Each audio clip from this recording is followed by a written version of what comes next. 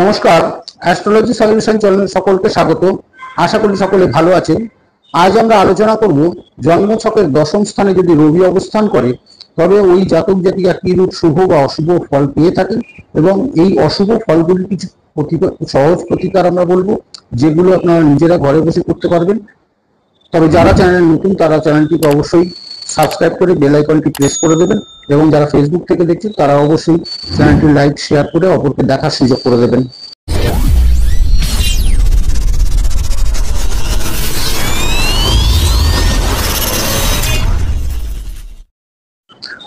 তবে আজকের আলোচনা শুরু করা যাক।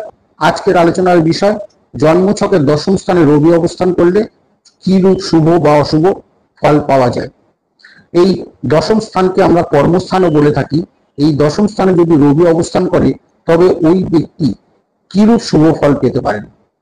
দশম স্থানকে আমরা কর্মভাব বা কর্মস্থানও বলে থাকি। এই দশম ভাব থেকে আমরা কি কি জানতে পারি, প্রথমে আমরা জেনে নেব। এই দশম ভাব থেকে আমরা জানতে পারি ওই ব্যক্তি কতটা পরিশ্রমী হবে, বা তার কাজ বা পরিশ্রম থেকে তিনি কতটা সম্মান বা অর্থ উপার্জন করতে পারবেন।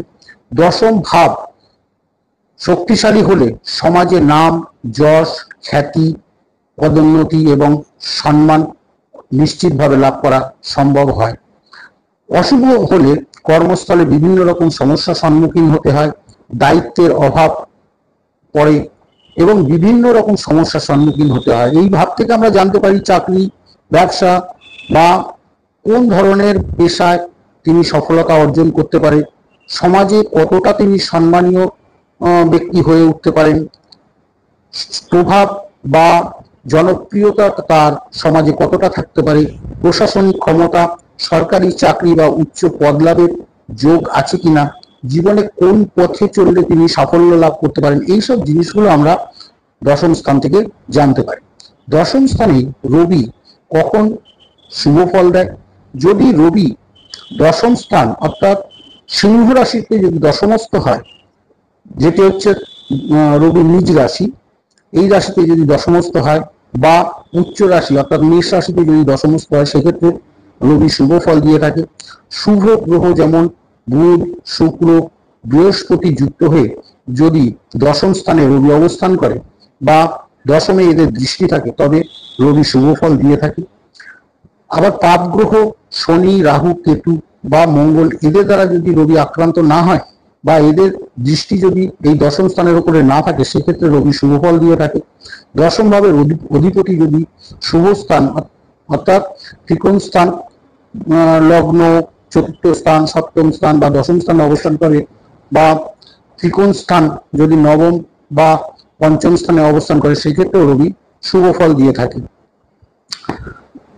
আবার এই শুভ ফল যদি দেয় তবে ওই জাতক জাতিকা সরকারি চাকরি, প্রশাসনিক উচ্চপদ লাভ করতে পারে, তার নেতৃত্ব গুণ অধিক থাকে, কর্তৃত্ব এবং সমাজের সম্মান এবং প্রভাবশালী ব্যক্তি হয়ে ওঠেন, এবং পিতার দ্বারা বা পিতার সহায়তায় তিনি মর্যাদা লাভ করতে সক্ষম হন। আর কখন এই দশম স্থানে রবি অশুভ ফল দেয়? যদি অশুভ গ্রহ যেমন মঙ্গল, রাহু, কেতু, শনি এদের সাথে যুক্ত হয়ে যদি দশমে অবস্থান করে রবি, বা এদের দৃষ্টিও যদি দশম স্থানে থাকে, সেক্ষেত্রে কিন্তু রবি অশুভ ফল দেয়। এর ফলে কর্মজীবনে বিভিন্ন রকম বাধার সৃষ্টি হয়, স্থায়িত্বের অভাব ঘটে, বারবার চাকরি যাওয়ার সম্ভাবনা থাকে, ঊর্ধ্বতন কর্তৃপক্ষের সঙ্গে দ্বন্দ্ব, মতবিরোধ এবং পদোন্নতিতে বাধার সৃষ্টি হয়। আবার নিচ রাশি যেমন তুলা রাশিতে যদি দশমস্থ হয় রবি, সেক্ষেত্রেও কিন্তু রবি অশুভ ফল দিয়ে থাকে। এবং দশম ভাবের অধিপতিও যদি ষষ্ঠ, অষ্টম বা দ্বাদশ স্থানে অবস্থান করে, সেক্ষেত্রে রবি অশুভ ফল দেয়। এর ফলে ফলভোগী যিনি কর্ম করেন সেই কর্মের ফল ভোগ করতে বিভিন্ন রকম সমস্যা তৈরি হয়, ক্যারিয়ারে বিঘ্ন ঘটে, সহকর্মীদের সঙ্গে মতবিরোধ এবং সম্মান লাভে বাধার সৃষ্টি হয়।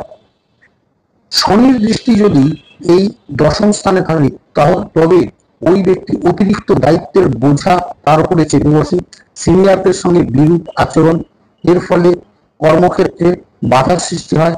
রাহু বা কেতুর দৃষ্টি যদি এই দশম স্থানের উপরে থাকে তবে পেশাগত জীবনে অনিশ্চয়তা এবং প্রতারণার শিকার হতে পারেন, এবং সকলের সাথে ভুল বোঝাবুঝি এইসবের অশুভ ফলগুলো পেতে পারেন। মঙ্গলের দৃষ্টি যদি এই দশম স্থানের উপরে থাকে তবে ওই ব্যক্তি সব কাজে তাড়াহুড়ো করবেন, হঠাৎ রেগে যাবেন, বিতর্কিত স্বভাবের কারণে পেশাগত উন্নতিতে বাধার সৃষ্টি হতে পারে। এই ধরনের অশুভ ফলগুলি যদি কোনো ব্যক্তি পান রবির দশমস্ত হওয়ার কারণে, তবে এই প্রতিকারগুলো যেগুলো আমি বলছি, এই প্রতিকারগুলো যদি আপনারা নিয়মিত করেন, তবে এই রবির অশুভ প্রভাব থেকে অবশ্যই মুক্তি পাবেন, এর প্রভাব, অশুভ প্রভাব কেটে যাবে। প্রতিদিন সকালে উঠে স্নান করে আপনারা সূর্যদেবকে একটা লাল ফুল, লাল চন্দন ও গঙ্গার জল দিয়ে অর্ঘ্য প্রদান করুন। প্রতিদিন সকালে উঠে অন্তত 11 বার আপনারা গায়ত্রী মন্ত্র জপ করতে পারেন। লাল বস্ত্র, তামার জিনিস, লাল চন্দন, লাল একটা জবার ফুল আপনারা মন্দিরে গিয়ে দান করুন এবং ব্রাহ্মণদের সেবা করুন। পিতা, পিতৃপুরুষ এবং বয়োজ্যেষ্ঠদের সেবা ও সম্মান করুন এবং তাদের আশীর্বাদ লাভ করুন। ভালো জ্যোতিষীর পরামর্শ নিয়ে আপনারা রুবি রত্ন ধারণ করতে পারেন। অবশ্যই রুবি রত্ন ধারণ করার আগে আপনারা অবশ্যই ভালো জ্যোতিষীর পরামর্শ নেবেন। রবির মন্ত্র ওম ঘৃণী সূর্যায় নমঃ, এই মন্ত্রটা আপনারা 108 বার করে জপ করবেন এবং সকালে স্নান করে উঠে আপনারা সূর্য প্রণাম করবেন। ওম জবাকুম সুমসাং কাশাং কাশ্যপ্যাং মহাদুতি সর্বপাপতি পুনতশ্রী দিবাকরম, ওম নমো ভগবতে শ্রী শ্রী সূর্যায় নমঃ। এই মন্ত্রটা আপনারা অন্তত একবার করে সকালে স্নান করে পূর্ব দিকে সূর্যের দিকে তাকিয়ে এই মন্ত্রটা আপনারা জপ করবেন। এতে আপনাদের এই অশুভ প্রভাব অনেকটাই কেটে যাবে। তবে আজকের আলোচনা এখানেই শেষ করা যাক। তবে এই যে প্রতিকারগুলো বললাম, এগুলো আপনাদের নিয়মিত করতে হবে। নিয়মিত না করলে কিন্তু এর ফল পাওয়া যায় না।